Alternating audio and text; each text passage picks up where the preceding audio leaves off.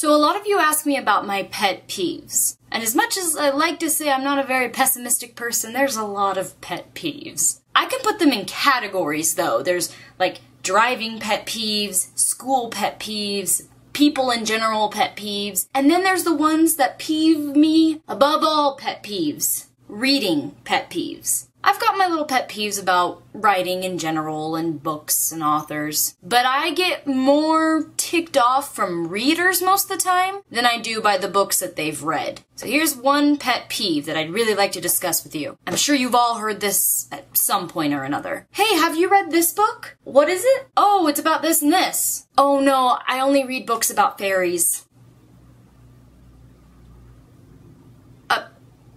I'm sorry. I, only, and read are 3 words that should never be together like that. Especially not followed by a specific kind of genre. I only read books about vampires. I only read classics. I only read books written in the 18th century. Don't label yourself as an avid reader unless you are, indeed, an avid reader. Like, you guys know I love to review YA fiction. 99% of my reviews are young adult fiction. And it's not because I don't like other books, it's just that I really like reviewing young adult fiction. It blows my mind how many times I've seen the words, "I only read young adult fiction."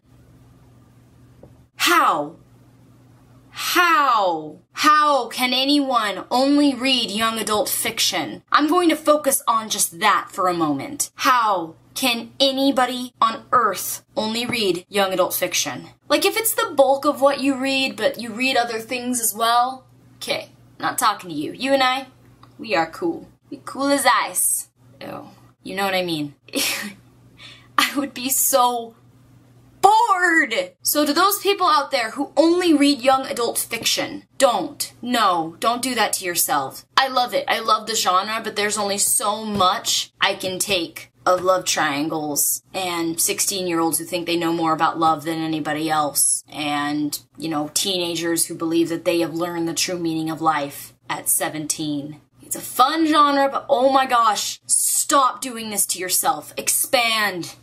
Expand. The reading world is a vast ocean of awesome. Now for the people who only read the classics. Hipsters. Especially for those who only read the classics and say, I read the classics only because they're the only well-written literature that exists in this world. Alright, I want you to think for a moment. Think very, very carefully. Those classics were not classics 100 years ago. They were modern literature. So I want you to think, popular books that exist now, what do you think they might become in 50 to 100 years? Just because books are classics doesn't make them better than all the other books on the planet. And then there are those of you that refuse to read the classics. They're gonna be too hard, I won't be able to understand them.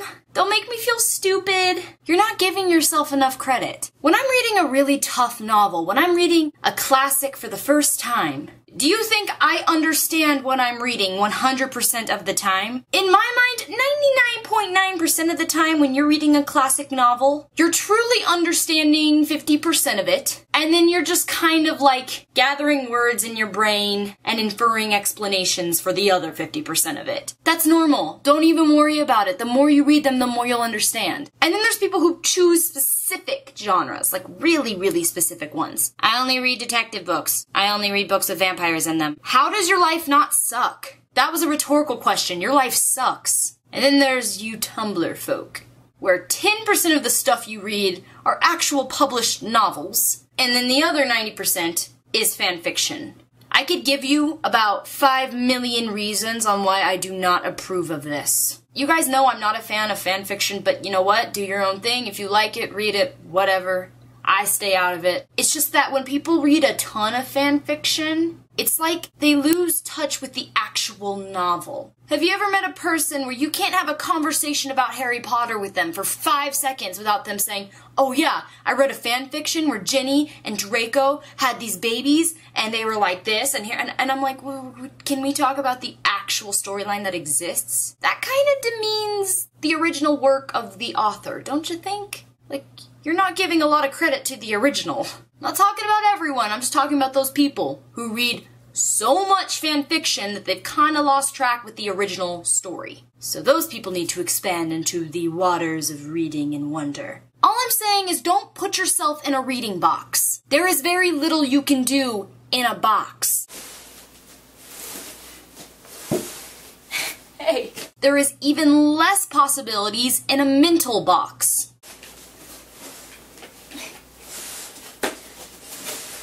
Don't sell yourselves short. You know what? I meet a lot of people who are like 10 times smarter than they think they are. You are worth reading classics. You're not dumb for reading YA fiction. You're not an awful person for reading romances. Expand.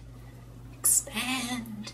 You won't regret it. You will be so much happier. Variety in books is a wonderful thing. When you read enough, when you really expand yourself and you get out there and read a variety of things, you will learn what you don't like and what you do like. And once you do that, your reading experience for the rest of your life will be so much more pleasant. Like, I know in my heart that I prefer fiction over non. Does that keep me from reading nonfiction? Not really. But I know if I see a nonfiction book on the shelf and a fiction book on the shelf, I'm gonna choose fiction. But I know because I've tried. You can't say you don't like the classics or YA fiction or fantasies or romance or The Lord of the Rings because you've never read them. And I see this so often, it's just strange to me. Don't do this to yourself. Get out of that box. Expand, read. One of the best things about reading is there is no limit. No limit in the stories or the characters, fiction, non-fiction. It's just that every type of book imaginable is out there. So do you kind of see how sad it is that you're reading 0.001% of all of that?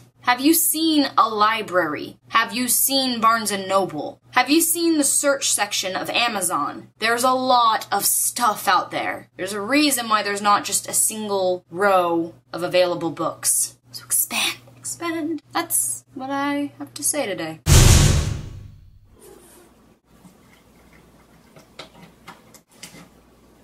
What do you think of it? You don't like it? Does it offend you? Boxes are stupid!